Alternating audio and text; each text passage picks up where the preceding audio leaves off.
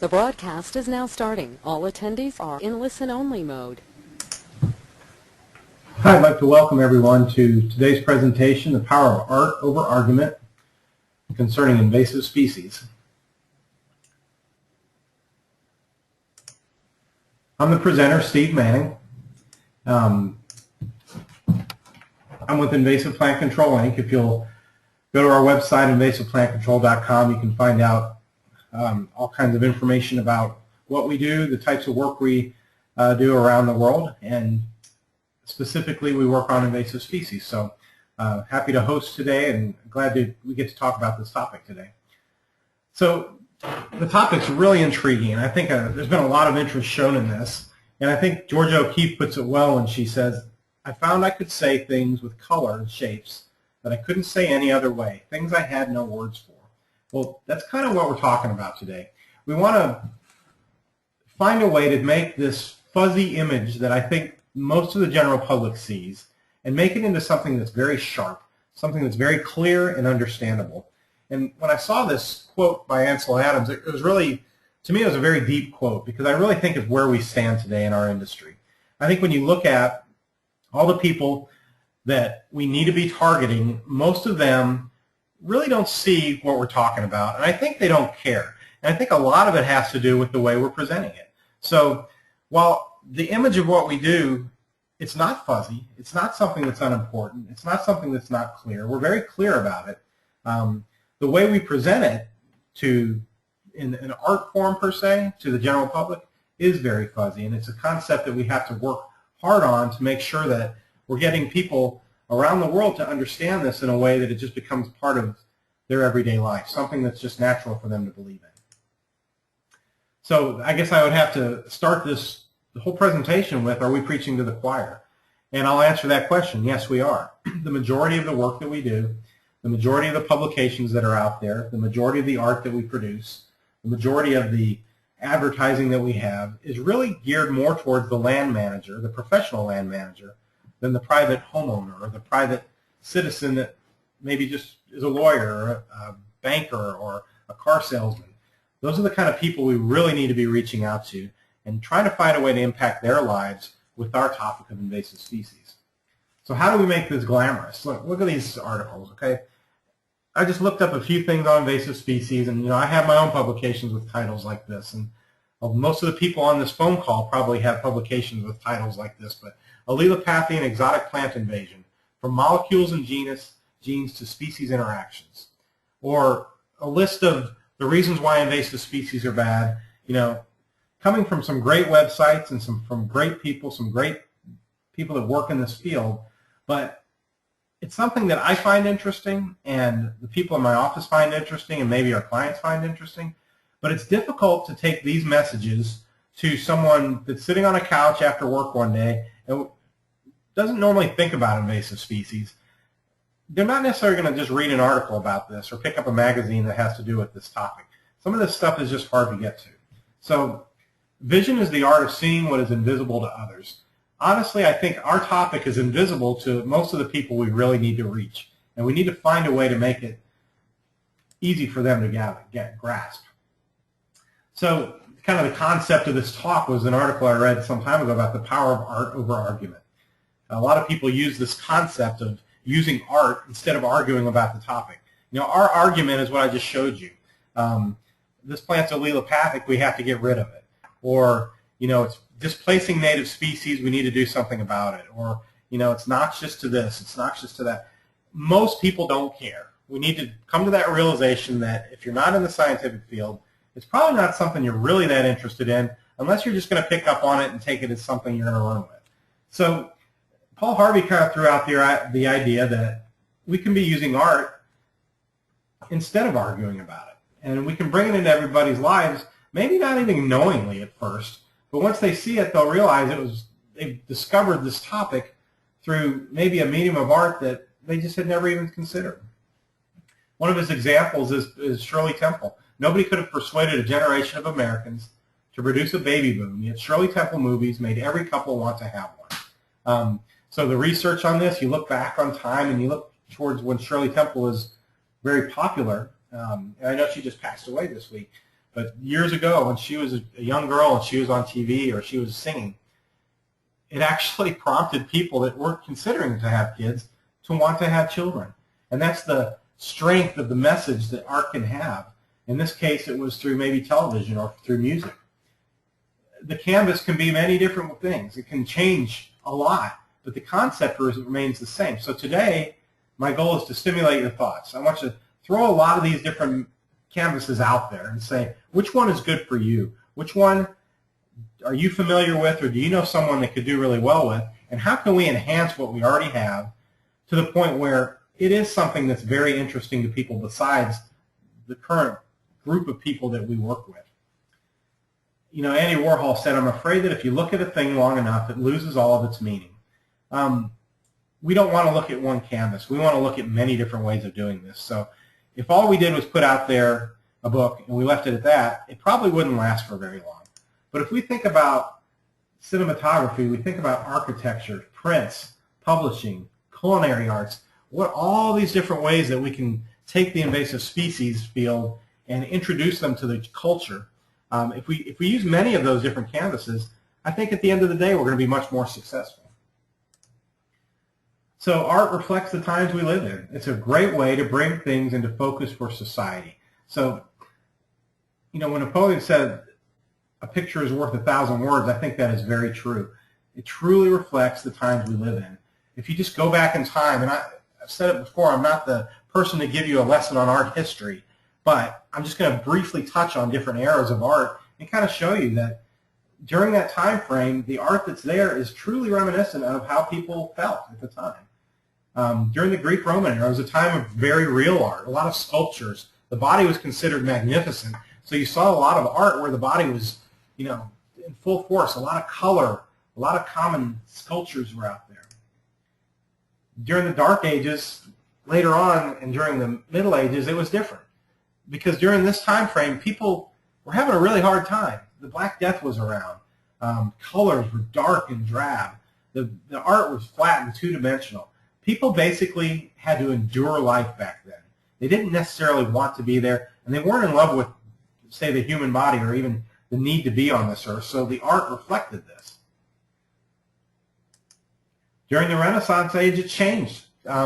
People began to look at humans as something special again, and you could see that reflected in the art. Look at Michelangelo's Pieta there. And what a wonderful masterpiece, and it's so descriptive and so beautiful the way it's done. Art became more three-dimensional. Literature, philosophy, music, science, all started to develop, and you could see a lot of that in the art that was out there. The French Revolution brought this new era of freedom for the arts. Symmetry, naturalism, pastel colors, lightheartedness. You could see it, the depth in the art, the colors in the art, and the beauty of it.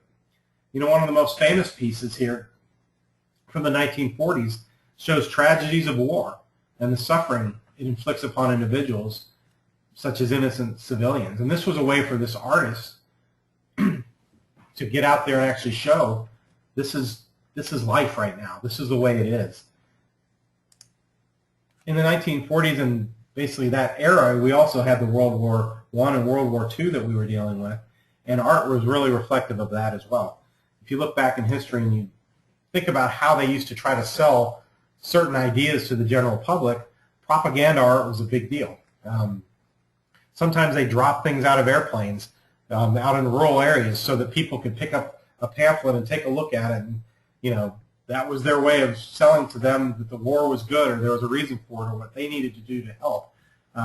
Posters, propaganda posters were big, and it's something really interesting. I encourage you to get online and take a look at the propaganda posters that have been out through the years. Uncle Sam, you know, everybody knows Uncle Sam in the United States. Britannia, arm in arm with Uncle Sam, symbolizing the British-American alliance in World War I. You know, when you're walking down the street and you've not seen any magazines, you've not seen any posters or heard any news, and in today's day and age, let's just say you don't have a cell phone you've been looking at on the internet. Back then, you look up and you see a poster, and that's what grabs you. That's the advertisement that they see, that they would look at, and they'd understand. This is a way that, whether it was the government or a private group trying to sell a concept, this is the way that they did it. It was indirect, and in some ways it was very direct. Liberty bonds. Remember your first thrill of American liberty, selling the concept of America. Had to bring up this pride in our country back then during the World War I. We had to really push the idea that this is a great place to be and we all need to support this war effort. Rosie the Riveter was not actually what this person was called originally, but it's the nickname that kind of caught on. And we can do it. Basically, it's women, we need help. We need you to get out there and help. In 1942, this Westinghouse Company committee created this series of posters for the war effort, this being one of them. Of course, it's not limited to the United States. You can see during the Russian Civil War period this poster depicting Red Army leader Leon Trotsky as a modern-day St. George. French propaganda painting Napoleon crossing the Alps. An Asian version of a propaganda poster promoting harmony between Japanese, Chinese, and Manchu. There was propaganda poster urging immigrants to move to California. California needed people back then. Look at all the acres of land, of government land that's untaken. Move this way. Take the train if you can. Get over here however you can. Here's the posters up in New York City or wherever large populace there was on the East Coast. A lot of different ways, a lot of different mediums, but back then it was the posters. Certainly literature and other things we'll talk about later. One of the big ways that they tried to reach people, to try to influence them, was through cinematography and film. I really like this quote. There are things that influence our culture and thus our neighbors, coworkers, and friends. Perhaps films do it more than any other medium during those days, for they speak the language of our culture. Paul Harvey, back to him, one of the things he mentioned in his article was that when Disney created Bambi, it was actually able to take an industry, the deer hunting industry, and make it nosedive from almost $6 million business one year. When the movie came out, the next year it was a $1 million business.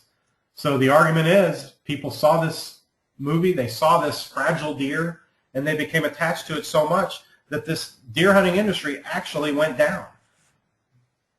Using this form of art was a way, although they didn't intend it to be that way, it ended up being a way that people that didn't like the deer hunting industry could actually affect the way people thought. Paul Harvey also said military enlistments were lagging for our Air Force until, almost overnight, a movie called Top Gun had recruits standing in line. Well, I looked back and found the Los Angeles Times article in 1986 when the movie was out. And when they went and did some interviews with the Navy and the Air Force and asked them what they thought, while nobody would admit that it was a, intentional project, an intentional art form to attract recruits, it actually worked out that way. When these people that were doing the recruiting actually asked people, they would say, yeah, the reason I'm here is because I saw that movie and it got me really excited. And it got people excited about something that's not always that exciting. I mean, we're talking about military and war, and they had to find a way to glorify something or make it look good enough for people to actually enlist and spend their lives doing something they may have not thought about doing before. And in fact, this movie actually had that type of an impression on people. Some people call it the world's longest, most expensive Air Force advertisement. And you can see from the Air Force, they actually helped out. They provided equipment. They provided the USS Ranger while it was at Pier to do some of the filming. They provided an Air Force base, a naval air station to actually do some of the work for the filming as well. So they were very involved with being part of this, and indirectly it really paid off for them in their recruiting efforts. And certainly all the awards this movie won didn't hurt either, because it means a lot of people saw it, a lot of people liked it, and it made something glamorous that wasn't before. I don't know if you guys remember Eastern Airlines, but one of the bigger airlines years ago, a big problem that we had back then, believe it or not, was hijacking. We didn't have the security gates we have now. Didn't have the TSA. We didn't have groups that were keeping an eye on this. So there were a ton of hijackings. I was surprised when I looked at this. The year I was born, there were 82 airplanes hijacked. I don't know if you remember Candid Camera, but the gentleman that was the host for Candid Camera, I was corrected earlier that Alan Funt is the one that was on TV. It was Peter that was his brother, but Alan was the flying on a flight. I believe he was going somewhere in Florida or somewhere in that direction when he saw a gentleman stand up, I think out of the bathroom, go into the front kind of angrily into the cockpit and shut the door, saying that the plane is being held up. This is a hijacking. Everybody, stay there. And he went in there and he shut the door. Well, he was scared to death. He didn't know what to do. But at the same time, he noticed that the people in the plane actually started laughing. And in retrospect, when they look back at this, they realize that everybody in the plane had recognized Alan Funt when he got on the plane and thought this was a Candid Camera episode. So Candid Camera, if you've never seen it, and somehow being born that year, I actually remember some of the scenes of this. They play tricks on people. They, do something to where you're kind of, someone walks in and they're shocked and amazed at whatever's happening, and before it goes too far, they hold up a sign that says, "Smile, you're on Candid Camera," and everybody laughs. Well, everybody on this plane thought they were joking. They thought it was part of Candid Camera. So the plane actually flew down, I believe it was to Cuba, let the passenger off in Cuba, got back on the plane and flew back to where they were going, where everyone was informed that was not part of a TV show, it was an actual hijacking. What powerful tool art was there. People actually bought into this show so much that even in a situation like that, they thought it wasn't real. Another really good movie, and I can't show these videos because the sound's not coming up very well on your end when I push play, but I encourage you to look at these clips of some of the videos I have up, as Wag the Dog with Dustin Hoffman and Robert De Niro. If you've ever watched this movie, it's a really good example of a fictional movie depicting what we're talking about today. And in this case, it was Robert De Niro that came in working for the White House, and right before an election, whoever the president was having this affair, and all of a sudden it got out on the news media, so they had to think of something. So to make the president look good, they made up a fictional war. They hired Dustin Hoffman as the movie producer, and they went out and created a war as a movie, but for everybody else it was real. It was on TV, and it actually worked, So this fictional movie depicted this war that made the president look glamorous and good, and everybody turned their attention away from the affair he was having, and in turn won the election. So really good example of using, although it's fictional, a movie to use art to influence others' opinions of something. We in this field have quite a few videos out there, quite a few documentaries. People have been working on them over the years. Again, they're good, and there's something I think people can watch, but I don't think there's enough of them. And I think we could be working to create more that I think more people would be interested in. The ones that are there are great. The Great Lakes Restoration Initiative has a really nice video. I think I clicked this one online and watched it for a while. They did a great job with it. It reaches a lot of people. Now we need to take these ideas and get them on a much bigger screen, I think. So switching media to gardening and landscape architecture, certainly it's a big one we could be utilizing in this field, whether it be through native plantings or taking a forest and figuring out a way to teach the public about the invasiveness of these plants or these species through architecture, through landscape architecture. We won't get into that in detail today, but you can now flip to architecture as well. Certainly Frank Lloyd Wright used his art to interpret the way he felt, almost like a poem, and you can see his work built into nature.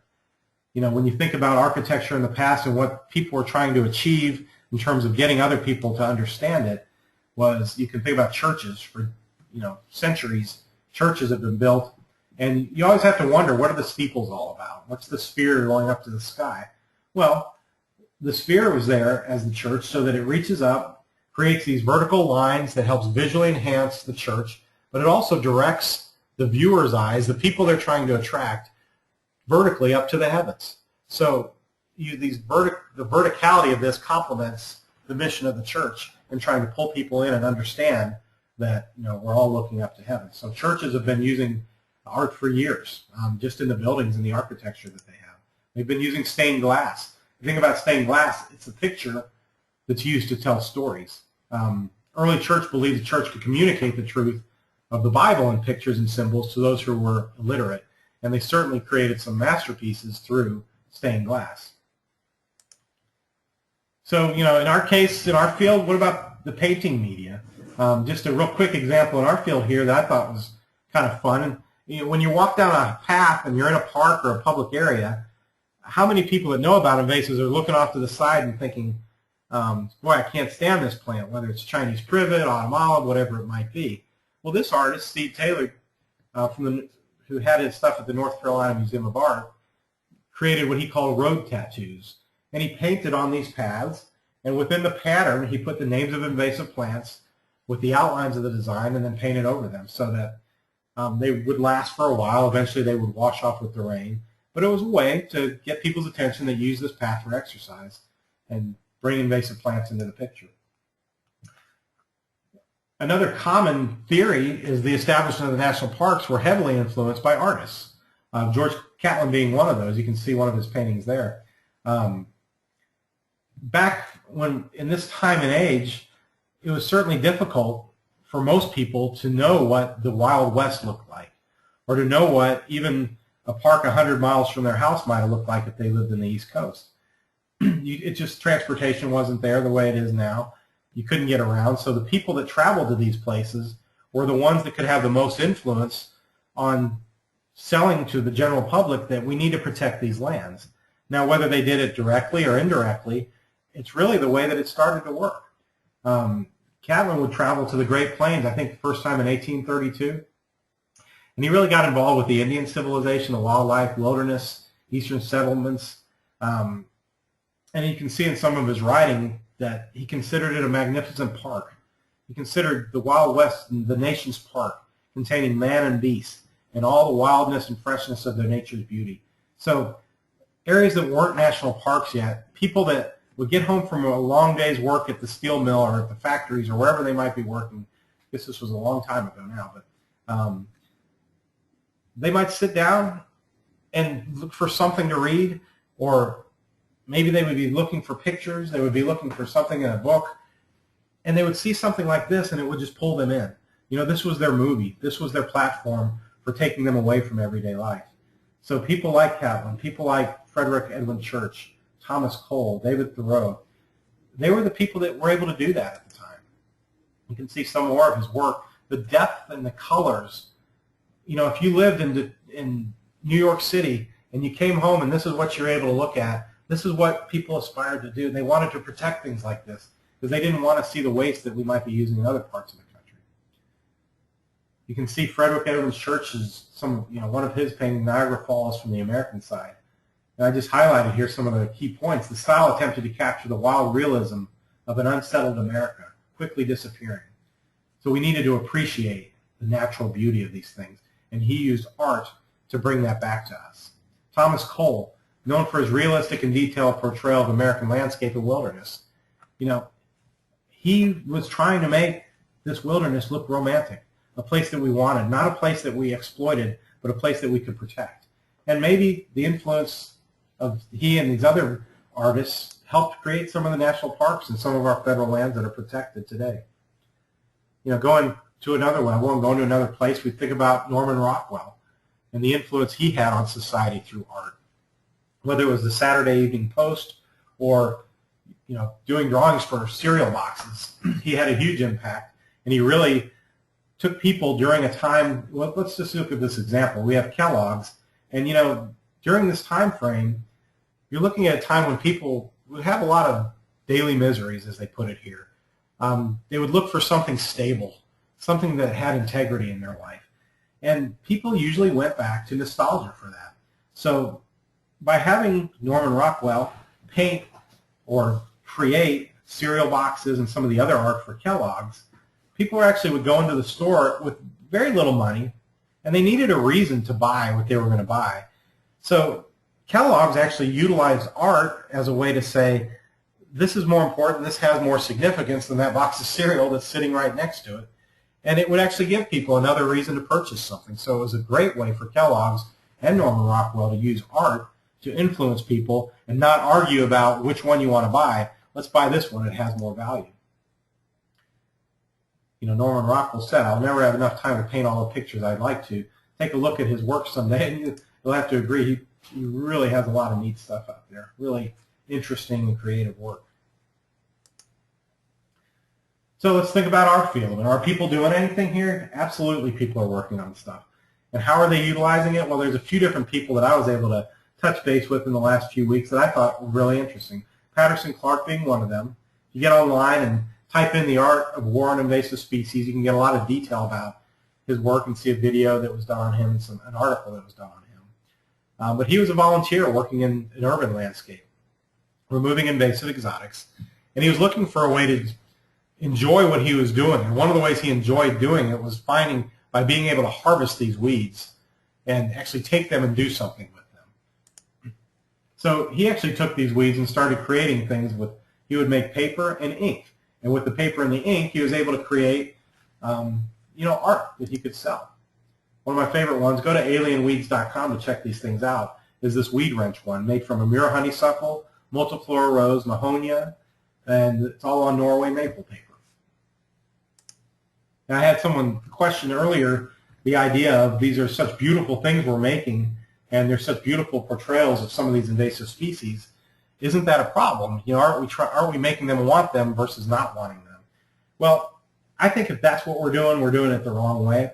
I think the message has to be strong enough to say that there's other uses for these things, but the reason we're using them is because they're bad for the environment. We need to deal with them. So I think you can argue either direction with that, but the fact is there's a lot of good ways people are utilizing the art. And in this case, when you're doing it because you're looking for the incentive to get out there and actually do the control work, but you're coming out with a nice complementary product, I think it's something you can really do and do well. You can see many different things that were out there, from Oriental bittersweet to paper that's made from 11 stems of garlic mustard. You can see the ink that's on there. You can see here where 2 ground running English ivy vines were processed to make paper for each impression of this print.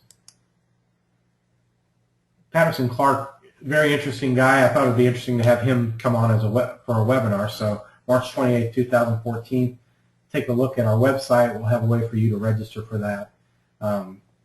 Go to invasiveplantcontrol.com, but he'll get into more detail about why he started, maybe take us through his gallery, and talk about his concepts. So moving on, let's talk about literature and writing. When you consider literature and writing, we can, in today's day and age, writing can be in many formats, whether it's on a Kindle or an iPad, or we're looking at a print copy of the book. There's certainly many different mediums we can use.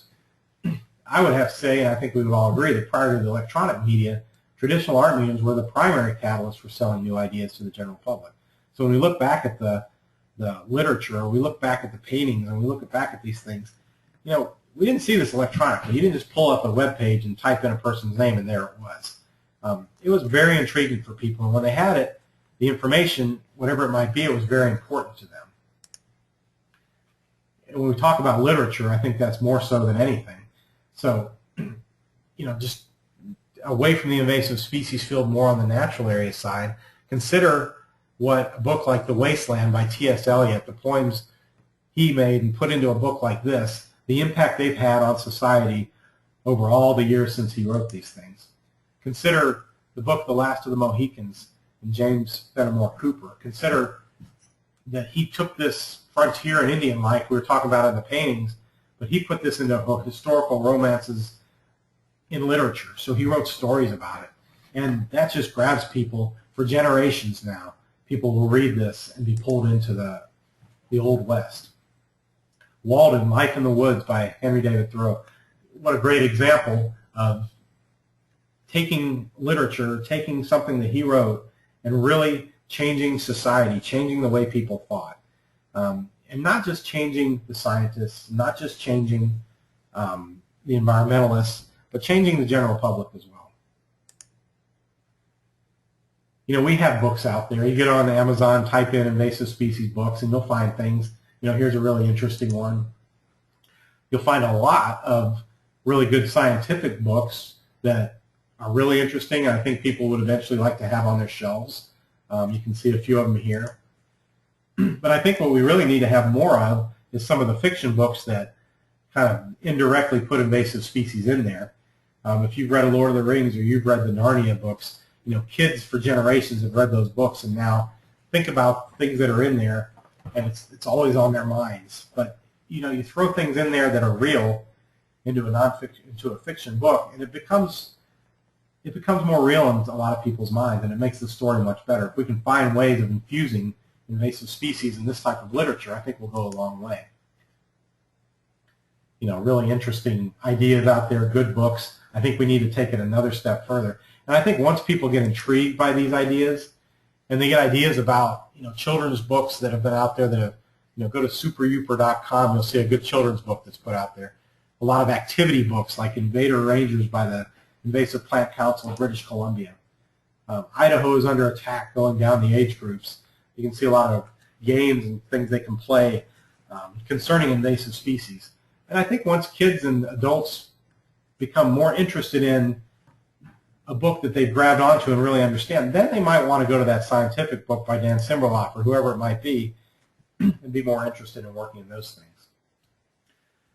So from that, let's kind of move over to nursery rhymes. There's always been speculation nursery rhymes had underlying meanings.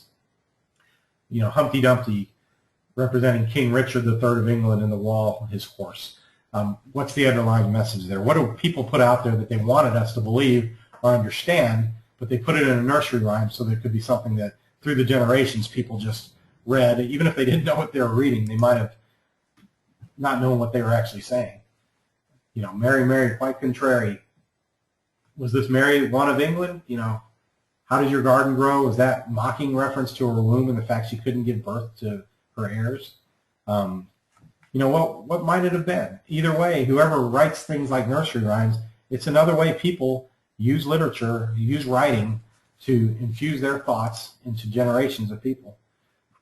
Publishing, I guess, will kind of focus on magazines.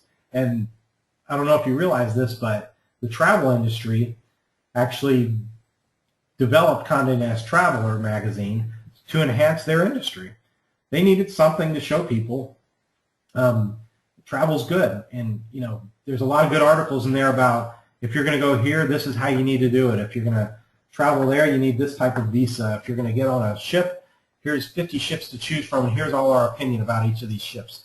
It gave people a lot of really good information. It gives people a lot of really good information to teach them how to travel. And it's increased the travel industry by bringing this magazine out. So are we doing things like that? Absolutely. We have magazines. We have Wild and Weeds. We have other really good magazines that are out there. But again, I'll have to say for the most part, they're geared towards the scientific community, the people that are in the field. Very necessary, very good to have, but we need to find a way to gear these things more towards the general public. I don't necessarily think you're going to take this and get just your regular homeowner to buy one of these. It's not necessarily the target we're after, but we may be able to take articles that are interesting and find ways to get into the travel magazine once a month so that there's an invasive species article in that magazine once a month. Or, pick your magazine that's one of the top sellers, whether it's Time or Business Week or whatever it might be. We've got to find ways to get our message into those places, not just once a year, but on a weekly or a monthly basis. And of course, there's online publishing. I think we're all familiar with the different ways we can get to these messages. We just have to find a way to get the message to the right people. Other media types, a lot of really neat sculptures, a lot of neat paintings, a lot of neat galleries you can look at with ceramics. Here's one from Eric Grimes, mosaic using buckthorn, a nice something to hang on your wall.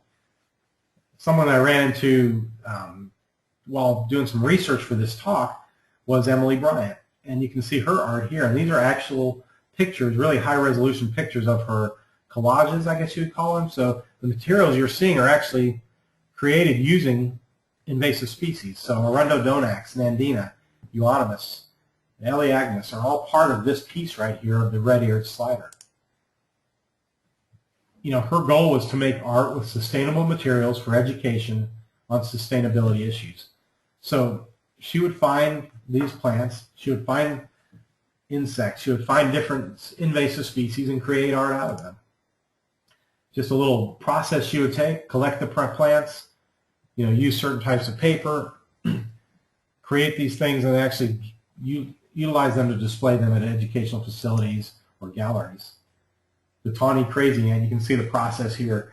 Researching it, sketching it, taking leaves, twigs, flowers, berries, whatever worked to create the product. And at the end, you'd use, in this case, for instance, the leaves are from Nandina that created the large portion of this, and the eyes are from privet berries. Many issues impact the public, but scientific papers are often not free to the public and not written in a way that the public understands. Here's one of the underlying reasons that she does her art. And I think it goes back to what we were saying in the beginning. These are issues that affect us, they affect the general public, and we have a lot of good papers and a lot of good magazines and a lot of good programs, a lot of good literature on the issue, but they're not geared towards the general public. We have to find a way to make them understand what we're talking about. Now, I thought it would be interesting to have her on as well, so I set up a webinar on March 25th for Emily. Go on our website afterwards, take a look. I think she'll be fun to have on and talk about why she does what she does and maybe look at some more of her art. Other art that's out there, plastic weed models, go to the Center for Invasive Species Management. You can order some of these, really nice, very well done, great for teaching education projects. Go to nancybasket.com for other ideas. You can see all these products are made out of kudzu, the lampshade, the baskets, the Thunderbird there with the wingspan. I think it's 8 feet. Another artist that Jennifer Hilmer from Cleveland Parks put me in touch with was Mimi Cato. And I found this really, really interesting because it reminded me of a project that, or I guess a display that Chico Botanical Gardens in Nashville had put on, where they were lighting up the forest with many different lights. Except they had just planted a lot of lights out there, and it was really pretty and it was interesting. But here's one with purpose. So they brought this person in to actually follow an invasive plant control team around during a day.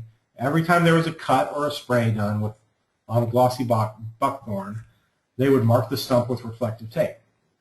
So at nighttime, and you can see the work that's going on here, so they cut it, put the reflective tape on, drag the debris out of there so there was some probably a line of sight. So at night you can see one of the sites where each stem of glossy buckthorn is treated and represented by one of the retroreflectors. So that shoreline site has 4,800 stems that you're looking at there. I think that's a really neat way to use art to show people the impacts of invasive species. Look at all the area that was covered in the understory there. It's a great way to take that list of why are invasive species bad and visualize it so that people actually captures their minds and it maybe implants it in them forever. They'll always remember that vision, and they probably will so more than a list. And again, I find her stuff really interesting, so I've asked them, Jennifer and Mimi, to actually put on a webinar for us as well. So look for that one on April 23rd. Other visual art that we see around us, billboards, whether it's aquatic hitchhikers or stopping the Burmese python, it's a great example of capturing people as they're driving down the road every single day. Get those high-density areas where there's a lot of traffic and there's a billboard that's got to be used by somebody. Well, let's put something up there because people look at billboards whether they like to or not. Here's a great one. Another thing Ansel Adams said, not everybody trusts paintings, but people believe photographs. Great example of believing a photograph. You can tell people there's pythons in the Everglades, and they get a little shocked and scared, but it probably goes away. But when you show them a picture of a python eating an alligator, I think they're going to have that in their mind for a long time. It's true that photography certainly helps people believe what they're told. Music, another good art form for this. Rosie the Riveter, we talked about earlier, was actually originally a song in 1942. They took the song, and then I think they created the posters out of that. If you can hear here, which you can't, I know, what I had playing here was Rhapsody in Blue. And Rhapsody in Blue, to me, when I hear that, it takes me right to United Airlines. Because as growing up, I remember my dad traveled a lot. Whenever I'd hear airline commercials, this beautiful song was the background to United Airlines commercials. And I've always, forever, I've branded that song with that airline, even though they have nothing to do with each other being made. They put those two things together, the art with the product, and everybody that sees United and hears that song actually represents too. And just to give an example, another song that you can't hear, but I'd love for you to go online and listen to it, and it's actually a pretty fun and good song, is United Breaks Guitars. So there's the good with Rhapsody in Blue, and then there's the bad with United Breaks Guitars. That's actually the name of the song that this gentleman wrote, because he looked out the window when he was on a flight one day with his band and noticed that the people handling the luggage threw his guitar. And lo and behold, it was broken. So he wrote a song, complained about it, put it online. 150,000 viewers in one day, 13.3 million viewers in 4 years. All those people saw what had happened through this online video that this guy produced with this song. And the important part about this is it was a good song. It was actually fun to listen to. So people listened to it, and it really impacted United's business. They called, apologized, and tried to find a way to make him feel better. And I think they did let him do something for him, so he flew him again. And when I think the first time he flew again, they lost his luggage, but that's another story. Some great music out there from the Wisconsin DNR. They put together a series of a few songs. I'm not sure how many they have in total, but I've listened to them, and they're really good songs. And I'll stress again, they're good. And that's so important because there's a lot of songs out there people create about invasives that are not necessarily great songs. Maybe they're more geared for children, but adults aren't going to listen to them. But these things they created, I think an adult would really enjoy. So I encourage you to take a look at it. Go to the University of Wisconsin. You'll find a nice article about it. And a couple of the songs, one from Scott Gatsky, one from Andy Isham, The Ballad of Aquatic Invasive Species. The name doesn't grab you, but the song actually is really good. Another one I really liked was considered rockabilly inspired. And just a lot of fun to listen to. So taking music another step, and back to a different industry, I guess similar industry but different ideas because it was for Farm Aid. And if you think about the Farm Aid concerts that I think started in 1985, Willie Nelson, John Mellencamp, Neil Young, Dave Matthews started to headline these concerts. And ever since they started that, they do this concert series, I believe, every year. But as often as they do it, they've raised more than $43 million to help family farmers thrive all over the country. So this is something that was started in one place, the concerts in one place, but it brings people together from all over the country to help what they consider the good food movement. So they're using music as an art to bring people together to help the industry of farming. You can see all the sponsors they've gathered. Bob Dylan was one of the first ones there. And he said, wouldn't it be great if we did something for our own farmers right here in America? Well, they did. And years later, look at the success that it's had, using this art form to help this industry. We in this field have our own ways of doing it. We have conferences, we have workshops, we have events like National Invasive Species Weed Awareness Week. These are great. They bring the professionals together. Back in our own states now, a lot of people put their own Weed Awareness Week together, so they're able to bring more of the general public into it. But I think we need to keep working on it and get it away from just being an industry-focused thing and get it more focused on the general public so they can see more of these kids' invasive species projects, more of the invasive species on the menu, and all the different things that are out there. One group that I think is doing a good job with that, taking it from Washington and bringing it back to their own community is in Bend, Oregon, the letspulltogether.com. Take a look at that. And they're basically doing noxious weed education on that week as cleverly disguised as a party at the park. I thought that was really a fun way to look at it. And they do this separately of Weed Awareness Week. They do it separately of all those things. But they found a way to bring all these people together. They have a weed wagon they bring to all the events with the plastic models. They bring beer. They have all these sponsors that bring these things.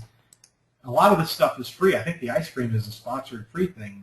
They bring bands and music to the party. They bring different forms of art, from culinary to music to T-shirts to paintings to drawings to sketching.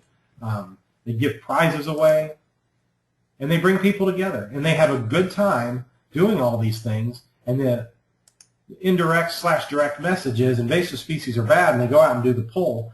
And everyone's educated while they're having a really good time doing it. Something they're going to remember forever. Another festival you might look up is kudzufest.net. Really interesting what people will do for different species. One thing they have there, I think, is storytelling, or they have in the past. I thought this was real when I first saw it. It was how to plant kudzu. But when you read the story, it's a lot of fun. It tells you things like, it's really important to do it. Don't do what the extension service says. If you're going to mulch kudzu, mulch it with 40 pounds of concrete blocks per square yard. In other words, kudzu's bad. Here's how you can kill it. So it's fun. Storytelling sticks in people's minds as well. What about mascots?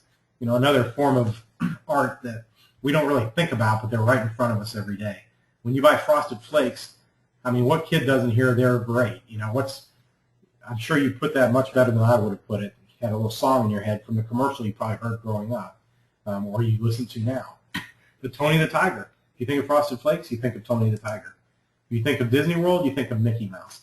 I was reading that in 1919, Walt Disney was fired by the Kansas City Star.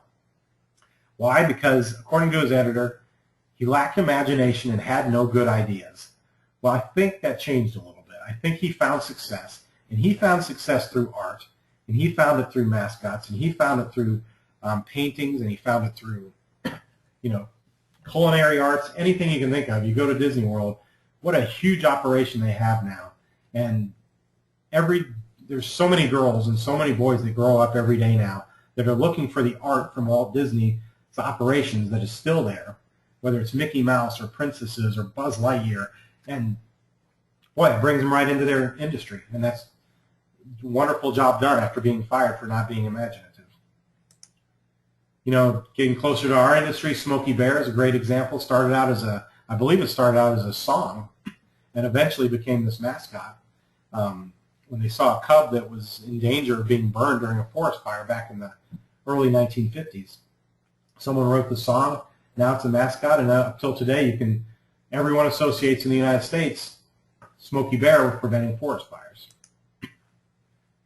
You know, in our field, I thought it was interesting how people down in Florida put it. They called it a mascot they were using, the fusion of art and science, because it was incorporating acting and theater into environmental education. So we have a few weed outfits. I'm sure there's many out there, but two that I've seen readily are Amelia Exotica from Florida. You can see this one. I believe she was in National Invasive Weed Awareness Week at the time. And you can see a woody weed, one that I believe was brought over from Australia. People over there using that for educational purposes. You know, let's find a mascot that people really tie into, and that when they see that mascot, it immediately makes them think about invasive species. So what art form is our culture today most obsessed with today? Everybody answer that in your minds. It's electronic art medium. So we need to find ways, if we're not already, of reaching out to people through electronic arts. Video games. You know, I've thought it's been a good idea for years that we could create a Sims game based on environmental restoration, where, you know, invasives are a big component of that restoration. If you don't clean out the invasives, you don't get as many points. Maybe your land degrades, and over time it's useless. You know, whatever it is, there's certainly the ability to do it. We just have to show people a good enough game that there's a market for it, so people want to build this game. We actually priced this out once for an agency, and it was, you know, you're talking in, you know, $250,000 or more to do one that's really good. So you have to make it good enough to where people are going to want to buy it and play it and use it for whatever reasons. It can't just be for educational purposes. It has to be something people are having fun with as well. This particular company has games like ag games, bacteria salad, pipe dreams, games about climate change. You know, they're good. They're not. Sometimes it feels like you're playing the old Atari games, but and I'm not a big video game player, but they're trying, and I appreciate that. And I think we need to try a little harder to reach out to that younger generation if this is what they're going to be doing. You know, again, I'll go back to, if we're going to use art and we're going to put it out there, let's make sure it's good. Web pages are considered art nowadays because it's how people are attracted to whatever it is that you're trying to attract them to. So if it's a bad website, you're not going to go back there. So you want to make sure that customer, that person that's coming to look at invasive species, wants to stay and learn more and come back again. This guy with the face there has a web page, pretty to the point, web pages that suck. So go there sometime, look at it, and you'll see what I mean by really bad web pages. Let's make sure when we design these things they're good and they attract people. Some really good stuff are these apps that Chuck Bargeron showed me. Some of them are ours, some of them are from other places, but all these apps are great uses of art with our technology, electronics, to reach out to people and get them more interested in invasive species. A lot of people love the idea of being able to just mark where a plant is and feel like they did something. So, the EdMaps stuff allows them to pinpoint where plants are, where to go back to, where to come do the work. A lot of these apps are really good for those things. Blogs, take a look at this one from Illinois. You can see the website I grabbed this off of, but they've got some really nice, almost awards they give out, or lists of really good, everything from mascots, I think, to slogans, to signs. So it's kind of cool because you can go there and see a lot of neat things. They gather a lot of really good information. I encourage you to go take a look at their site. CommanderBen.com, take a look at his site. You can see the Eco Hero Action for Nature 2013. Guy's great. Take a look at his website. Click on he's so many YouTube videos where he's gone out and filmed himself. And he's Commander Ben. He puts on this outfit and he's basically out to get the invasive plants. It's a fun, neat way online to go there and teach kids and other people, adults, about invasive species, kind of in a fun way. I like the Invasive Carol one. It was a lot of fun. So I'm going to finish with the arts of food, culinary arts. These are some things that a lot of people are trying to figure out. What do we do with the invasive plant or the invasive species? A lot of people are finding ways to actually utilize them for food. I thought that was pretty interesting. EatTheInvaders.com is .org is a really well done website with menus, basically, recipes, and a lot of the species that they have there with the recipes for. You just click on one of these invasive species, and you can see the recipe come up in a really pretty nice format, so people are attracted to this. And in this indirect way, they're learning about invasive plants. When you go to the main page, it teaches you a little bit about invasive plants. You can find out why these things are bad, why they're invaders, and you can find a way to utilize them for the time being. Here's burdock. The other one was garlic mustard, I believe. This is burdock that's being used. Joe Roman, Bon Appetit, take a look at that. Really interesting. Kudzu sorbet, nutria, wild-born crawfish egg roll towers. They've made the invader look like something very tempting here. I don't know that there's a threat that because this looks good, people don't want to plant more of it. I just think it's an alternative way of utilizing a plant and giving people a reason to go out and control it. So, in summary, we're running out of time. A lot of media types we highlighted, from propaganda to architecture, sculptures, publishing, photography, literature, paintings. I have to contend that we haven't even reached the tip of the iceberg with this. We need to have a lot more art and a lot more really good art in a very creative way in the development of the invasive species field. 3 great quotes on the bottom there. This world is but a canvas to our imagination. We have it right in front of us. All we have to do is find a way to use it. Every artist was first an amateur. So everyone on this call, everybody you go back to work with, they have a way of starting this. And we all have the mind to think in terms of an artist. So don't be afraid. And an artist never really finishes his work. He merely abandons it. Let's never abandon this. Let's just try to make this bigger and better. And another conclusion I kind of came to was, in every industry that I researched and looked at, it took more than one media outlet, more than one type of art, working with more than one type of industry to actually be the most successful.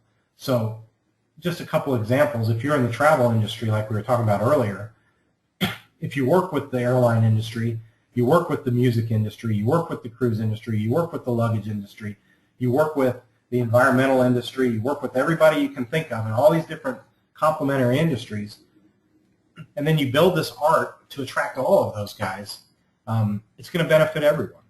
The music, the Rhapsody in Blue for the United Airlines, that does more than just attract people to United Airlines. It takes you back to the music industry. In conservation, who do we need to be attracting? Who do we need to be complementing with, working with, to complement ours the most? I'll go back to what Ansel Adams said. There's nothing worse than a sharp image of a fuzzy concept. So we have a real thing going on here. We as scientists and practitioners know invasive species are something we have to deal with forever. The general public still looks at it as a fuzzy concept. As clear as it is to us, to the general public, it's fuzzy, and we need to change that. So with that said, I'm going to finish up 2 talks coming up in the near future: 7 Deadly Sins, Invasive Species Style, 5 People Who Continue to Influence the Invasive Species Movement from the Grave. Both, I think, very interesting topics, and I think you'll enjoy it. So there's my contact information. Hope you take time to give me a call, send me an email if you have any questions, and I appreciate you coming by today.